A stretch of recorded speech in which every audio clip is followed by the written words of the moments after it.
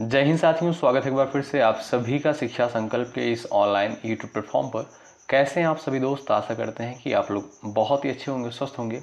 साथियों, आज के इस स्पेशल क्लास में यूपी टेट एग्ज़ाम 2026 के लिए सामान्य हिंदी की स्पेशल क्वेश्चंस को डिस्कस करने वाले हैं, जो कि यूपी टेट एग्ज़ाम 2026 के लिए महत्वपूर्ण है। साथियों, यहाँ पर हम लोग उन सारे प्रश्नों को कवर करेंगे जो पिछले वर्षों में पूछे जा चुके हैं।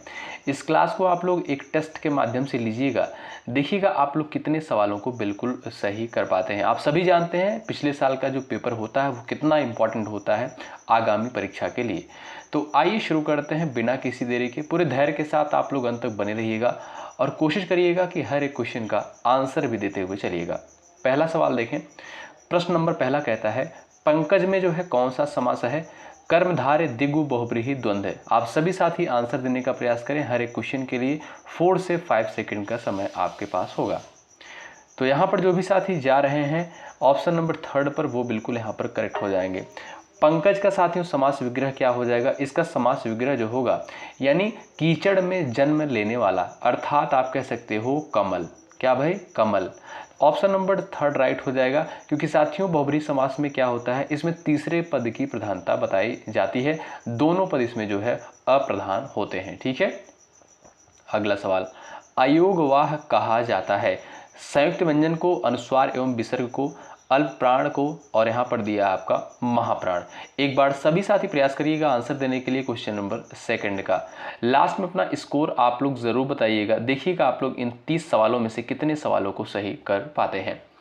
साथियों, बात करें हम अयोगवाह की तो बिल्कुल सिंपल सा क्वेश्चन है। आप सभी जानते हैं अंग और अह, ये आपके दोनों क्या साथियों, ये आपके अयोगवाह के अंतर्गत आते हैं। इसमें साथियों देखिएगा, इसे अनुस्वार बोलते हैं और इसे आपका विसर्ग बोलते हैं। ठीक है। तो ऑप्शन नंबर बी बिल्कुल करेक्ट आंसर है। अगला सवाल, यहाँ पर देखिएगा साथियों कुछ पंक्तियां दी गई हैं और इसमें क्या पूछा गया है, इसमें साथियों आपसे रस जो है पूछेगा।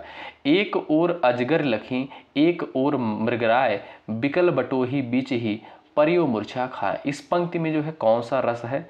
सवाल नंबर तीसरे का आंसर देने का आप लोग प्रयास करें। आपका करेक्ट आंसर क्या हो जाएगा, सभी साथी बताइएगा। चलिएगा देखते हैं किसका किसका आंसर यहाँ पर आता है। तो जो भी साथी जा रहे हैं भयानक रस पर, वो बिल्कुल राइट हो जाएंगे। साथियों, भयानक रस का स्थायी भाव क्या होता है? भय होता है। ठीक है। तो ए ऑप्शन आपका यहाँ पर बिल्कुल करेक्ट आंसर है। अगला सवाल, से विभक्ति निम्न में से किस कारक के लिए प्रयुक्त होती है? बताएं। संप्रदान, कर्म, करण और आपका दिया है कर्ता। तो क्वेश्चन नंबर 4 का आंसर क्या है, एक बार कोशिश करें आप लोग बताएं। क्वेश्चन नंबर 4 का राइट आंसर क्या हो जाएगा, एक बार कोशिश करिएगा। संप्रदान कारक है, कर्म कारक है, करण कारक है और आपका दिया है कर्ता। साथियों, कर्ता कारक का जो कारक चिन्ह क्या होता है? कर्ता ने। ठीक है। कर्म का क्या होता है? को। करण का क्या होता है? कर्ता ने कर्म को करण से। और संप्रदान का क्या होता है दोस्तों? के लिए होता है। क्या? के लिए होता है। तो आप कहोगे सर यहाँ पर आपका जो राइट आंसर हो जाएगा ऑप्शन नंबर थर्ड बिल्कुल करेक्ट हो जाएगा, करण कारक। ठीक है। क्वेश्चन नंबर 5 देखिएगा, उसने नहाकर भोजन किया। इस वाक्य में नहाकर निम्नलिखित में से किस क्रिया का उदाहरण है? क्वेश्चन नंबर 5 का राइट आंसर क्या हो जाएगा? फटाफट आप लोग आंसर देने का प्रयास करिएगा। चलिए भाई देखते हैं किसका किसका आंसर आता है इस सवाल के लिए। उसने नहाकर भोजन किया, इस वाक्य में नहाकर निम्नलिखित में से किस क्रिया का उदाहरण है? बिल्कुल सिंपल सा क्वेश्चन है साथियों। पहले उसने नहाया, उसके बाद भोजन किया, यानी आप कह सकते हो सर पूर्व कौलिक क्रिया का उदाहरण है। ऑप्शन नंबर थर्ड बिल्कुल राइट आंसर है। अगला सवाल देखें। सूफी संतों की शैली है गजल, मासनवी, तर्जुमा, मर्शिया। क्वेश्चन नंबर 6 का राइट आंसर क्या है बताएं। साथियों, ये सभी प्रश्न जो है पिछले वर्षों में पूछे जा चुके हैं, इसीलिए हमने आपसे शुरुआत में ही कहा कि आप इसको एक टेस्ट के माध्यम से लीजिएगा। देखिएगा आप लोग इस 30 क्वेश्चन में से कितने क्वेश्चंस को सही कर पाते हैं, क्योंकि यही पैटर्न होता है, ऐसे ही सवाल पेपर में बनते हैं। तो सूफी संतों की शैली साथियों क्या है आपको पता होनी चाहिए। ऑप्शन नंबर सेकंड बिल्कुल राइट हो जाएगा, मासनवी शैली। ऑप्शन नंबर सेकंड पर जो भी साथी जा रहे हैं वो बिल्कुल यहाँ पर करेक्ट हो जाएंगे। अगला सवाल, गुड़िया के भीतर गुड़िया की रचनाकार कौन है? क्वेश्चन नंबर 7 का आंसर बताएं आप लोग। फटाफट भाई कमेंट बॉक्स में आंसर देते हुए चलें। और यदि आप लोग यूपी टेट एग्जाम 2026 की तैयारी कर रहे हैं तो चैनल से जुड़ सकते हैं, हेल्प जरूर मिलेगी आपको। चलिए, गुड़िया के भीतर गुड़िया, इसकी रचनाकार साथियों कौन है? मैत्रेय, ध्यान दीजिएगा, मैत्रेयी पुष्पा, ऑप्शन सेकंड बिल्कुल करेक्ट हो जाएगा। 100 अजान एक सुजान के रचनाकार का नाम आप लोग बता दीजिए। क्वेश्चन नंबर 8 का करेक्ट आंसर क्या हो जाएगा, फटाफट छापिएगा आप लोग आंसर। चलिए, 100 अजान एक सुजान के रचनाकार का साथियों नाम क्या है, बताएं। तो भाई आप लोग ध्यान रखिएगा दोस्तों, ऑप्शन नंबर सेकंड राइट हो जाएगा, बालकृष्ण भट्ट। कौन? Balkrishna Bhatt, option number second right है। गोस्वामी तुलसीदास का निधन वाराणसी के किस घाट पर हुआ था? क्वेश्चन नंबर 9 का आप लोग आंसर बता दीजिएगा, सभी साथी आंसर कर दीजिएगा। चलिए, गोस्वामी तुलसीदास का निधन जो है वाराणसी के किस घाट पर हुआ था? तो आप सभी साथियों को पता होना चाहिए भाई, 80 घाट पर हुआ था। ऑप्शन नंबर सेकंड आपका बिल्कुल करेक्ट आंसर हो जाएगा। ठीक है साथियों, कब हुआ था याद रखिएगा, 1680 में। कब? 1680 में साथियों। अगला सवाल ये रहा आपके सामने, भक्तमाल के रचनाकार कौन है, बताएं। विष्णुदास, केशवदास, सुंदरदास, नाभादास। क्वेश्चन नंबर 10 का राइट आंसर क्या है, भक्तमाल के रचनाकार का नाम क्या है साथियों, नाभादास है। क्या दोस्तों? नाभादास, डी ऑप्शन आपका राइट हो जाएगा। कौन सा वाक्य जो है साथियों इसमें शुद्ध है, आप लोग बताएं। क्वेश्चन नंबर 11 का राइट आंसर क्या हो जाएगा, बताएं। फटाफट आप लोग आंसर बताइएगा,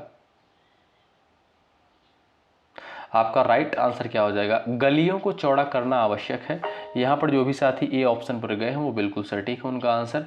विद्यार्थी में कौन सी संधि है, बिल्कुल सिंपल सा क्वेश्चन है।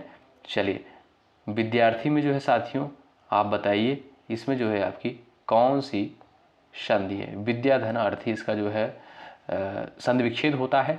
आप लोग बताएं, कोशिश करें, प्रयास करें।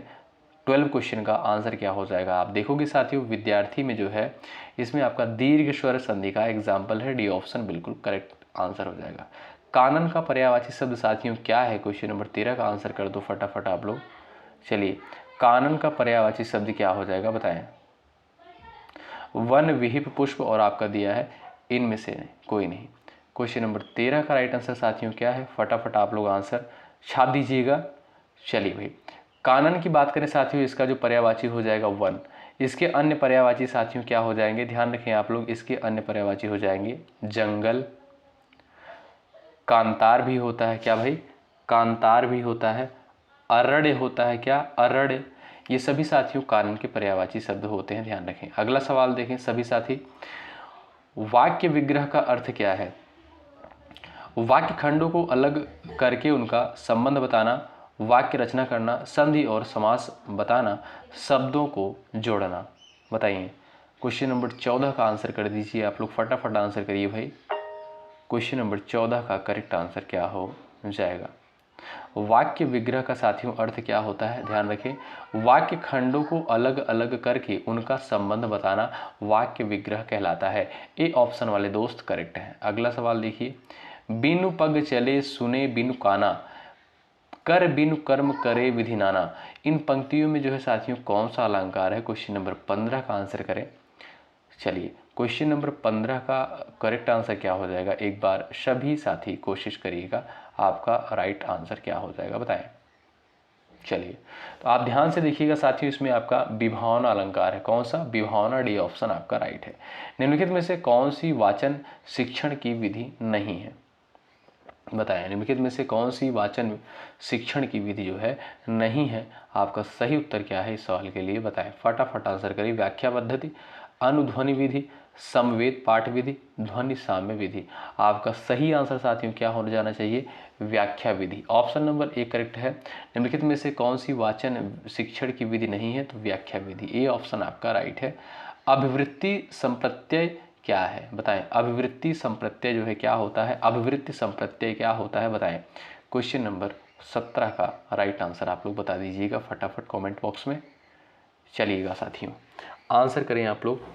तो जो भी साथी यहाँ पर जा रहे हैं ऑप्शन नंबर डी पर, वो बिल्कुल राइट है, यहाँ पर राइट हो जाएंगे साथियों।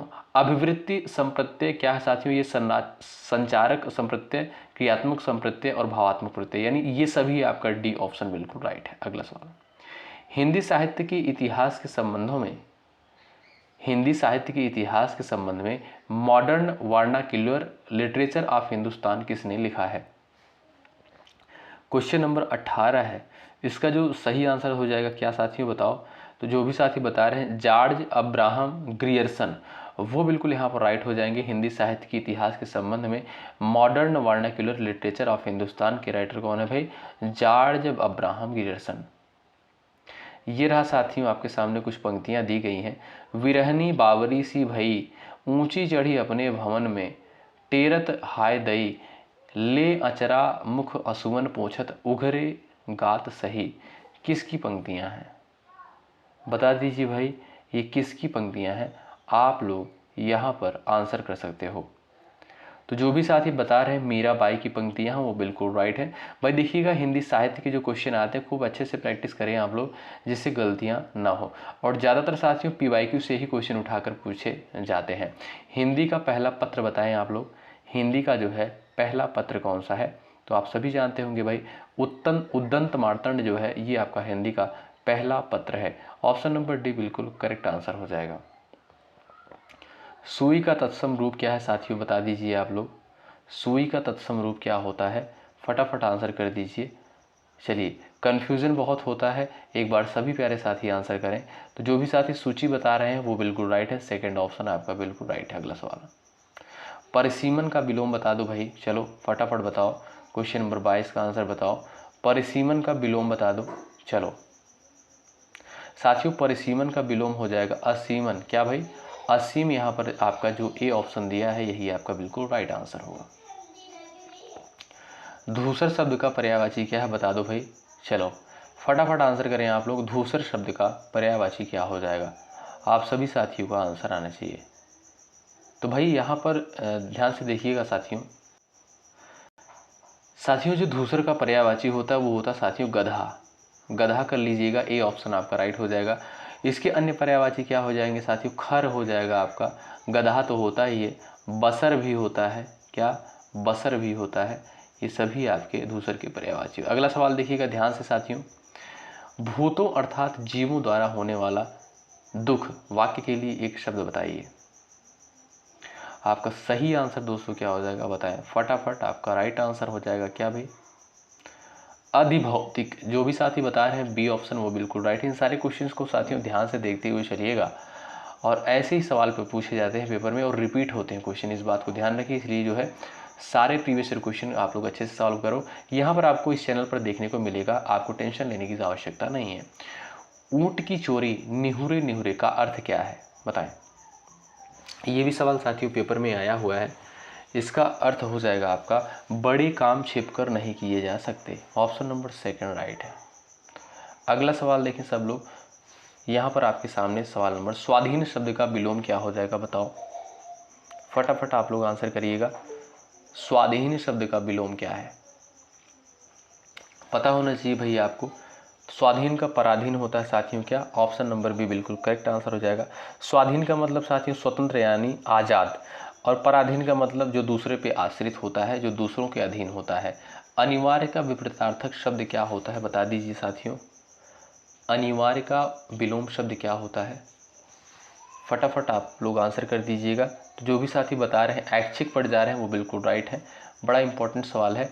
और अगला सवाल आपकी स्क्रीन पर रहा। अच्छा भाई, पूरी ऊर्जा के साथ बने रहिए। एक बार सभी लोग सेशन को लाइक कर दीजिएगा। यदि आप चैनल पर नए हैं सब्सक्राइब भी कर सकते हैं यदि आपको कंटेंट यहाँ का बेहतर लग रहा है आपको। ठीक है, अभी बहुत सारे कंटेंट आपको प्रोवाइड किए जाएंगे, खूब प्रैक्टिस सेट आपको दिया जाएगा। आकर्षण का विलोम शब्द आप लोग बता दीजिए। आकर्षण का विलोम शब्द आपका क्या हो जाएगा? आप सभी जानते हैं, बिल्कुल सिंपल सा क्वेश्चन है। विकर्षण, गुरुत्वाकर्षण, उत्कर्ष, और आपका दिया इनमें से कोई नहीं, तो विकर्षण ए ऑप्शन राइट है। अगला सवाल, अत्यधिक का विलोम शब्द साथियों क्या हो जाएगा बताओ। चलिए, अत्यधिक का विलोम शब्द क्या हो जाना चाहिए? तो बिल्कुल सिंपल सा क्वेश्चन है। अत्यधिक का विलोम शब्द आपका हो जाएगा साथियों अत्यल्प। यहाँ पर ए ऑप्शन बिल्कुल राइट आंसर है। ठीक है, और ये रहा साथियों आपके सामने क्वेश्चन नंबर 30, और ये क्लास की लास्ट क्वेश्चन है। क्वेश्चन नंबर 30, कपड़ा का पर्यायवाची क्या होता है? यहाँ पर एक ऑप्शन आपका सही हो जाएगा, लेकिन आपको 4 पर्यायवाची कपड़ा का बताना है। कमेंट बॉक्स में देखते हैं किसका किसका आंसर आएगा। जिसका आंसर आएगा उसका आंसर कमेंट बॉक्स में पिन कर दिया जाएगा। तो उम्मीद करता हूँ ये टेस्ट आपको बहुत बेहतर लगा होगा। अब आप बताइए 30 सवालों में से आपने कितने सवालों को बिल्कुल राइट प्रोवाइड किया है। मुझे पूरा भरोसा है कि आप लोग यहाँ पर लगभग 25 सवालों को ज़रूर जो है सही किए होंगे, और गलतियाँ मुझे पता है कहाँ पर आप किए होंगे, साहित्य में जो है आपसे गलतियाँ हुई होंगी। तो उसके बहुत सारे क्वेश्चन प्रोवाइड किए जाएंगे, आपको टेंशन लेने की आवश्यकता नहीं है। ठीक है साथियों, तो आशा करता हूँ कि आपको ये चीज़ें बेहतर लगी होंगी। मिलते हैं आपसे अगली क्लास में, तब तक के लिए जय हिंद, जय भारत।